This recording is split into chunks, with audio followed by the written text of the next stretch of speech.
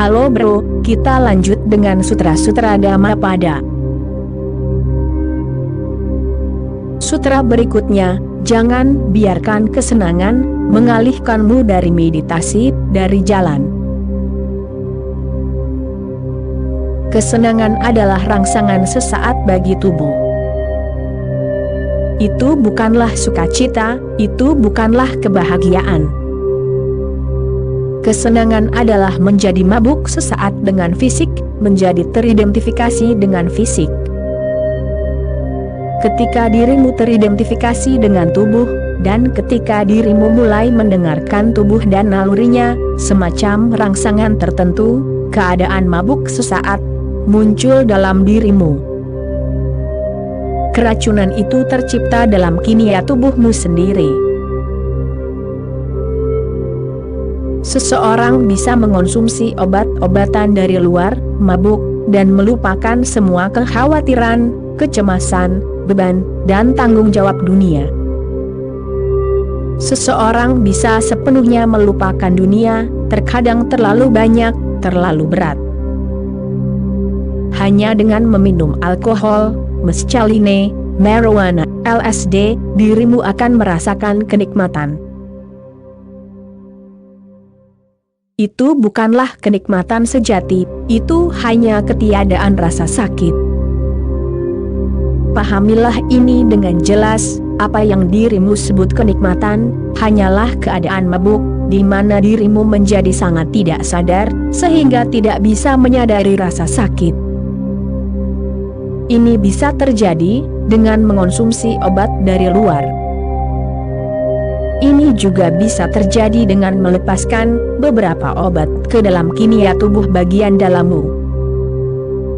Itulah yang terjadi ketika dirimu mabuk seksual, tubuhmu mengeluarkan obatnya sendiri.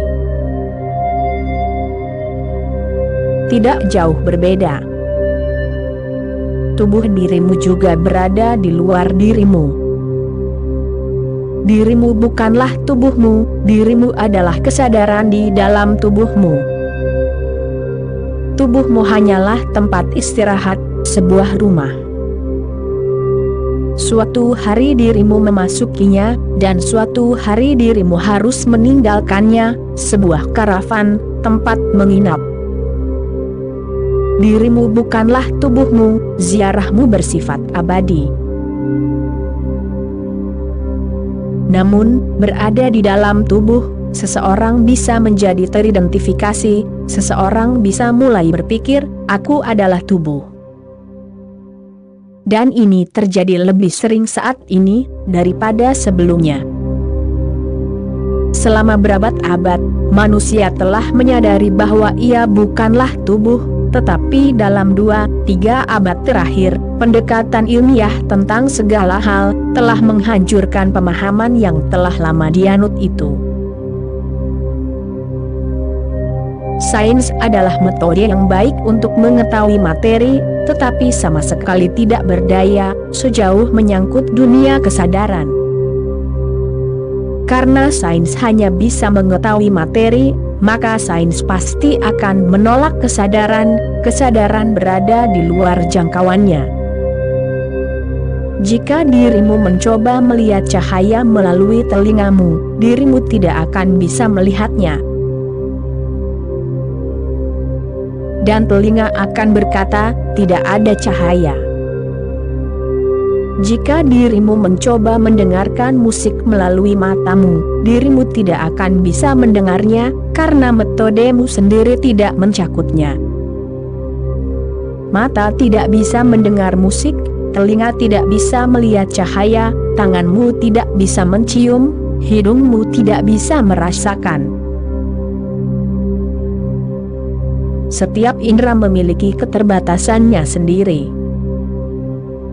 Ia sepenuhnya valid dalam lingkupnya sendiri. Di luar itu, ia sama sekali tidak relevan. Ini adalah kasus sains, dan ini adalah kasus agama. Di masa lalu, agama menolak, benar-benar menolak, keberadaan tubuh, materi, dan dunia. kaum mistik biasa menyebut dunia ilusi, maya, mimpi. Itu adalah salah satu ekstrim, aku tidak mendukungnya. Itu melampaui pendekatan agama, mengatakan sesuatu yang tidak masuk dalam visinya. Sekarang hal yang sama dilakukan oleh sains, ekstrim yang sama, bahwa kesadaran adalah ilusi, dan tubuh adalah satu-satunya kebenaran. Seperti yang aku lihat, kedua sikap itu adalah setengah kebenaran, dan setengah kebenaran jauh lebih buruk daripada kebohongan mutlak, karena setengah kebenaran bisa menipu banyak orang. Selama ribuan tahun manusia tertipu oleh setengah kebenaran, bahwa kesadaran Tuhan, Brahman, adalah satu-satunya realitas, dan segala sesuatu yang lain hanyalah mimpi. Sekarang pendulum telah berputar sepenuhnya ke ekstrim yang lain. Sains mengatakan, kesadaran adalah ilusi, tubuh adalah satu-satunya realitas. Keduanya adalah kekeliruan. Seluruh kebenarannya adalah tubuh memiliki realitasnya sendiri, dan kesadaran memiliki realitasnya sendiri. Dan keajaibannya adalah, misterinya adalah, bahwa kedua realitas yang terpisah ini bersama-sama, bahwa kedua realitas yang terpisah ini berfungsi dalam sinkronisitas yang mendalam. Inilah misterinya, materi menari selaras dengan kesadaran, kesadaran menari selaras dengan materi. Misteri ini aku sebut keilahian, misteri ini aku sebut kebenaran, seluruh kebenaran. Tetapi jika seseorang harus memilih antara dua kekeliruan, kekeliruan agama dan kekeliruan ilmiah, jika tidak ada cara lain dan dirimu harus memilih satu dari keduanya, maka aku akan berkata, pilihlah kekeliruan agama, karena setidaknya itu akan membawamu ke pantai seberang, ke keabadian. Tetapi selama 3 abad, kita telah memutuskan untuk memilih kekeliruan ilmiah, yang membuatmu semakin terbatas pada tubuh. Dan ketika dirimu terbatas pada tubuh, maka, makan, minum, dan bersukacitalah menjadi tujuan utama. Bayangkan saja dirimu sebagai makhluk, yang seluruh hidupnya tidak lain hanyalah, makan, minum, dan bersukacitalah. Itu tidak akan berarti apa-apa, itu akan sangat biasa-biasa saja. Itu tidak akan memiliki ekstase apapun. Ya, akan ada kesenangan ketika dirimu tersesat dalam kimia tubuh, dan akan ada rasa sakit ketika dirimu harus keluar dari kelupaan itu. Jadi dirimu akan terus bergerak antara rasa sakit dan kesenangan. Kesenangan tersesat menjadi tidak sadar dalam tubuh, dan rasa sakit kembali menyadari realitas non-tubuh, kembali menyadari dunia yang mengelilingimu. Jadi kesenangan berarti kelupaan, dan rasa sakit berarti ingatan. Pernahkah dirimu mengamati bahwa dirimu mengingat hanya ketika ada rasa sakit? Jika dirimu sakit kepala, dirimu menjadi sadar akan kepala, jika tidak, siapa yang memikirkan kepala? Hanya sakit kepala yang membuatmu mengingat kepala. Jika sepatumu menjepit, maka dirimu menjadi sadar akan kaki. Jika sepatu tidak menjepit, dirimu tetap tidak menyadari kaki. Ketika perutmu terganggu, dirimu menjadi sadar akan perut. Ketika semuanya berjalan dengan baik, lancar, dirimu tidak menjadi sadar. Rasa sakit membawa kesadaran. Kesadaran membuatmu menyadari rasa sakit. Kehilangan kesadaran memberimu ide yang salah, bahwa tidak ada rasa sakit lagi. Dan banyak orang telah menemukan banyak cara untuk menjadi tidak sadar. Itu semua adalah cara untuk mendapatkan obat bius. Dirimu telah menemukan banyak anestesi, kimia, fisik, agama. Ya, agama juga. Jika seseorang terus melantunkan mantra tertentu, apa yang dirimu kenal sebagai meditasi transendental, itu adalah obat bius yang diproduksi secara psikologis. Jika dirimu mengulang kata tertentu, lagi dan lagi dan lagi, itu akan mengenai sumber psikismu, dan pengulangan terus-menerus menciptakan keadaan tidak sadar. Itu menjadi seperti lagu pengantar tidur. Dirimu mulai tertidur lelap. Itu menenangkan, itu melenakan, tetapi itu bukan meditasi. Itu hanya kebalikan dari meditasi, itu adalah obat psikologis. Jangan biarkan kesenangan mengalihkanmu dari meditasi, dari jalan. Ketahuilah bahwa kesenangan bisa mengalihkan perhatianmu. Ia bisa mengalihkan perhatianmu dari meditasi, dan ia bisa mengalihkan perhatianmu dari jalan. Dan apakah meditasi dalam pandangan Buddha? Meditasi adalah kesadaran, jadi apapun yang membuat dirimu tidak sadar adalah gangguan, dari manapun asalnya tidak menjadi masalah.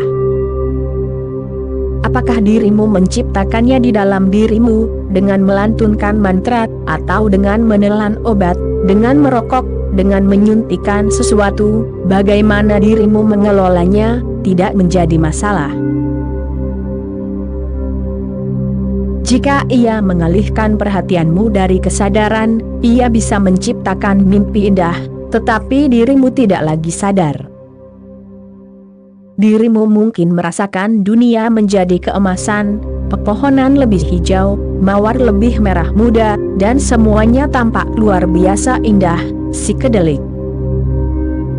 Tetapi dirimu tidak sadar. Dirimu tidak lagi berada dalam kesadaran ilmu. Inilah gangguannya. Seorang Buddha menentang narkoba, atau jika aku menentang narkoba, itu hanya karena alasan ini. Dan bukan karena itu bertentangan dengan apa yang disebut moralitas. Bukan karena itu bertentangan dengan para pendeta dan kaum Puritan. Bukan karena tradisi mengatakan demikian. Buddha menentang narkoba, bukan karena narkoba adalah dosa, melainkan hanya karena narkoba menjauhkanmu dari diri sendiri, narkoba mengalihkan perhatianmu. Dirimu akan terkejut mengetahui bahwa akar kata dosa berasal dari kata lupa. Akar kata tersebut berarti lupa. Jika dirimu bisa mengingatkan diri sendiri bahwa lupa berarti berdosa, maka dirimu akan memiliki pendekatan yang benar, maka mengingat adalah kebajikan. George Gurdjieff biasa menyebutnya mengingat diri sendiri. Buddha menyebutnya samasati, perhatian yang benar. Krishnamurti menyebutnya kesadaran. Tetapi semua kata-kata ini hanya berarti satu hal, jangan terganggu dari inti terdalammu, tetaplah berakar di sana, tetaplah sadar di sana. Jangan biarkan kesenangan mengalihkan perhatianmu dari meditasi, dari jalan. Dan meditasi adalah jalannya, tidak ada jalan lain menuju keilahian, tidak ada jalan lain menuju kebenaran. Kebenaran bukanlah sesuatu yang sudah jadi. Kebenaran adalah sesuatu yang harus dirimu temukan dengan menjadi semakin sadar. dan dirimu harus menemukannya, bukan di tempat lain, melainkan di dalam dirimu sendiri. Dirimu adalah kebenaran yang ditutupi oleh ketidaksadaran, ditutupi oleh kelupaan. Jadi apapun yang mengganggu, apapun yang menjauhkanmu dari dirimu sendiri, tidak religius, tidak spiritual. Oke bro, itulah kutipan ceramah kali ini, bro. Kita sambung lagi nanti, bro. Terima kasih, bro.